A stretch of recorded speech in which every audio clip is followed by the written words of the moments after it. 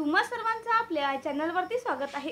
तर आज आपण बघणार आहोत एका लोकप्रिय मालिकेमधील एका नायिकेला प्रेक्षकांनी ट्रोल केलंय। तर प्रेक्षक नायिकेवर टीका करत आहे, ते का करत आहे चला जाणून घेऊया। तर लोकप्रिय मालिका लक्ष्मी निवास या मालिकेमध्ये सध्या खूप ट्विस्ट आणि टर्न्स येत आहेत। सध्या मालिकेमध्ये आपण बघितलं की जान्हवी ही जयंतचं घर सोडून पळून जाते। तर मालिकेतील जान्हवी ही जयंतचं घर सोडून पळून गेल्यावर प्रेक्षकांना बरं वाटलं। प्रेक्षक म्हणाले बरं केलं, त्या जयंत बरोबर राहणं चुकीचं होतं। तर जयंतच्या घराला एकही खिडकी नसते।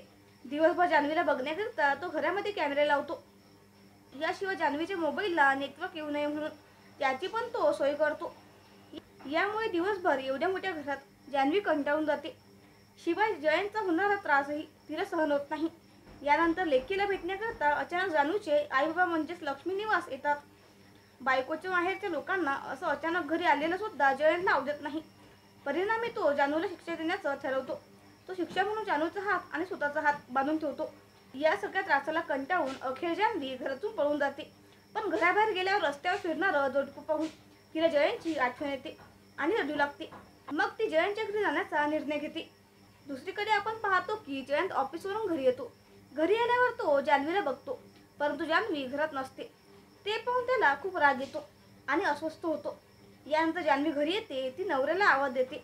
दोघे एकमेकांना मिठी मारून रडू लागतात।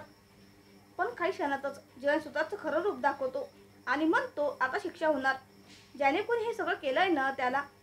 तर लक्ष्मी निवास या मालिकेवर अनेकांनी टीका केली आहे। जान्हवीला अनेकांनी बावळट, मूर्ख असं म्हटलं आहे। तर काही युजर्सने लेखकावर टीका केली आहे। असं म्हटलं आहे की लेखकाचा पडदे वाढवा, जेणेकरून त्यांना चांगल्या कथा सुचतील, आता परत नवीन शिक्षा दाखवतील। तुमच्याकडे दुसऱ्या कथा नाहीत का, असे प्रेक्षकांनी सवाल केले।